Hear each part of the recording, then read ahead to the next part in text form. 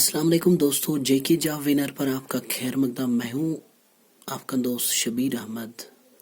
दोस्तों, हमने जो सेक्शन कंप्यूटर उठाया है इसमें हमने 10 एमसीक्यू किए हैं। अब 11th जो एमसीक्यू है वो हम आप तक पहुँचाने जा रहे हैं।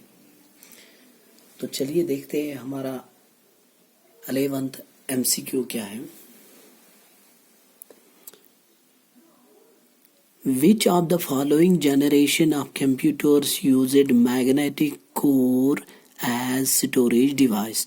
दोस्तों, आपको बताना है कि इनमें से कौन सी जनरेशन के computers magnetic core as a storage device इस्तेमाल किया करते थे। आपके पास ऑप्शन है second generation, third generation, both यानी A and B, second generation, third generation, या नन ऑफ अबोव।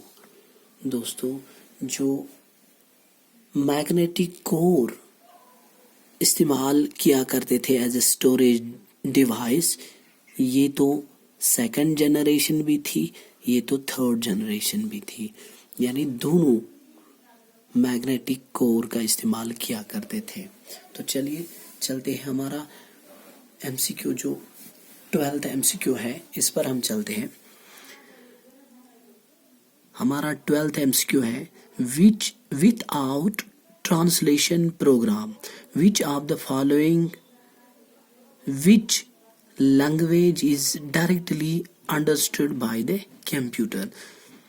आपको बताना है कि ट्रांसलेशन प्रोग्राम के बगैर कौन सी लैंग्वेज डायरेक्टली कंप्यूटर समझ पाता है।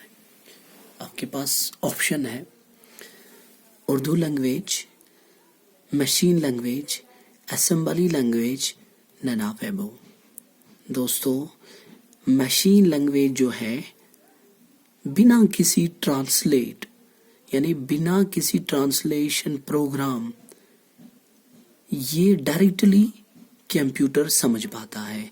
मशीन लैंग्वेज जो है ये करेक्ट आंसर है, ऑप्शन बी करेक्ट है। तो चलिए देखते हैं हमारा 13th MCQ।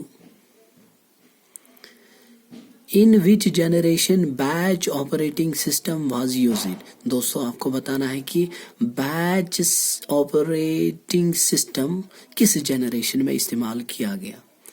आपके पास ऑप्शन है second generation, third generation, first generation या फिफ्थ जनरेशन।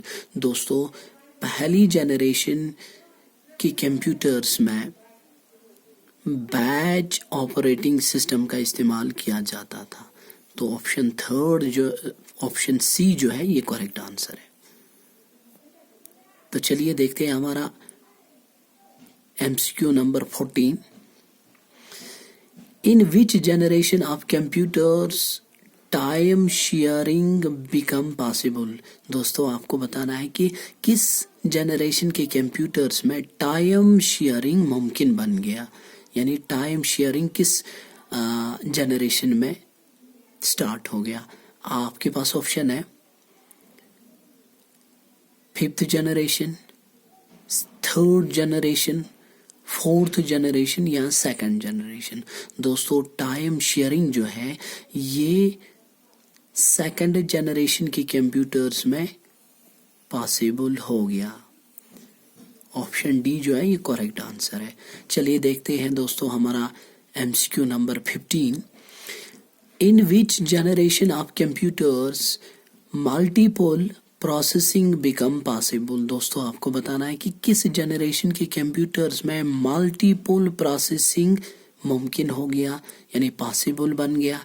आपके पास ऑप्शन है fourth generation, third generation, second generation या फर्स्ट जनरेशन। दोस्तों, मल्टीपल प्रोसेसिंग जो है ये थर्ड जनरेशन में पॉसिबल हो गया।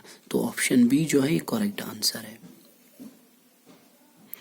दोस्तों, चलिए देखते हैं हमारा एमसीक्यू नंबर 16। GUI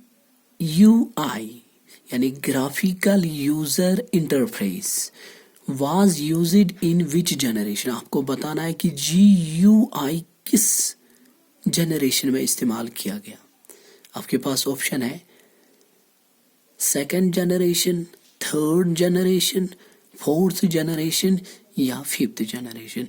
दोस्तों जो GUI यानी ग्राफिकल यूजर इंटरफेस है ये फोर्थ जनरेशन में इस्तेमाल हो गया।